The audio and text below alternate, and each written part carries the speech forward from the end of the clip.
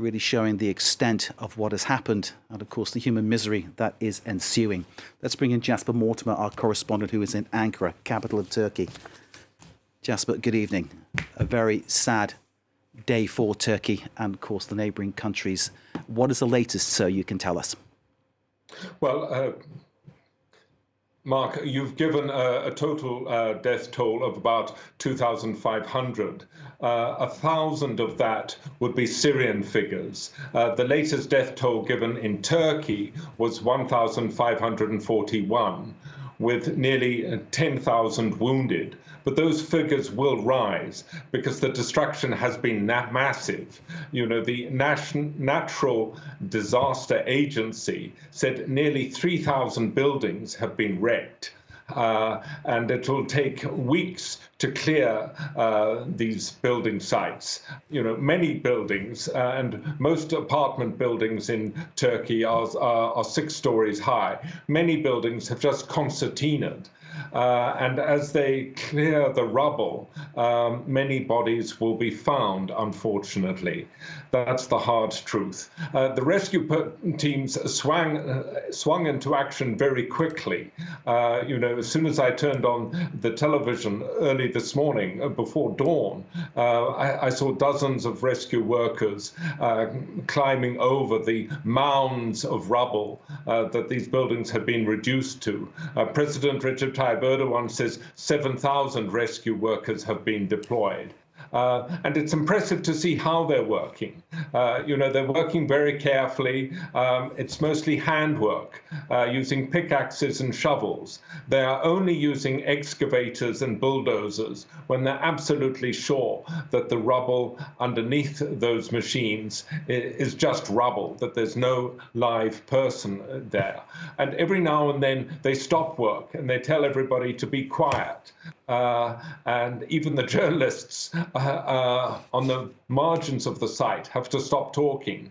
And one of the rescue workers leans into a hole in the rubble and shouts out, "Is anybody there? If you can hear me, make a sound." And then everybody listens for 5 minutes or so.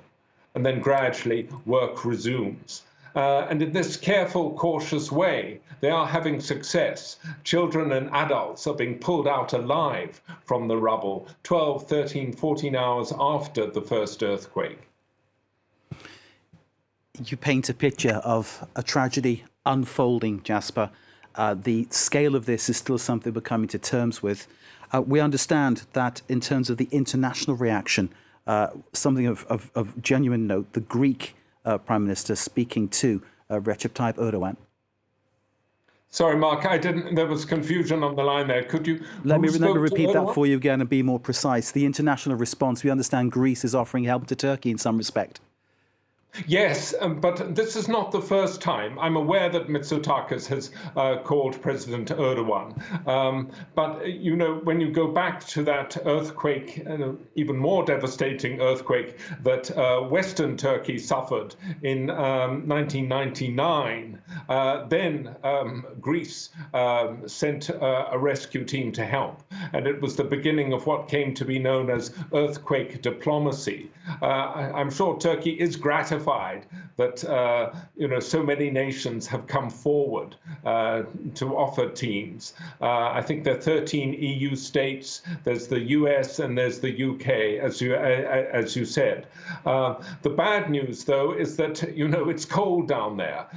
In one of the stricken cities in Malatya, it is snowing, and that means that the people trapped under the rubble are in danger of freezing to death. And in terms of what we're seeing with the international aid, Jasper, you mentioned, of course, there are pledges coming from both sides of the current conflict, which is taking place in Ukraine. We have Russia pledging to help both Turkey and Syria. And, of course, as you mentioned, from the West, pledges coming in from the EU, France, notably the UK. Yes, look, I mean, the more the better. Turkey certainly needs it. I mean, when you've got nearly 3,000 buildings concertinaing on themselves, you've got a hell of a lot of work to do. So the more hands, the more rescue dogs, the more sensors that can be lowered into the piles of rubble to listen for sounds of life, the better.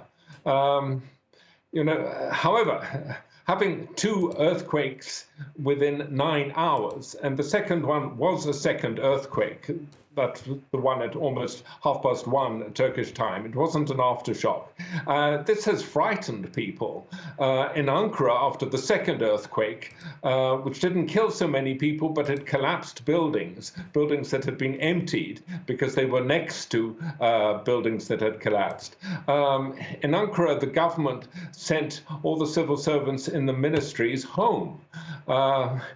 All across Turkey this afternoon, again, after the second earthquake, the government decided to close schools for a week. Now, when you send people home, it's because you're scared of being responsible in the event of another earthquake, pulling the building down on top of them. Jasper Mortimer, thank you very much for that update. Jasper Mortimer, our correspondent in Ankara, will be joining us later, of course, for a further update. Jasper, thank you very much indeed.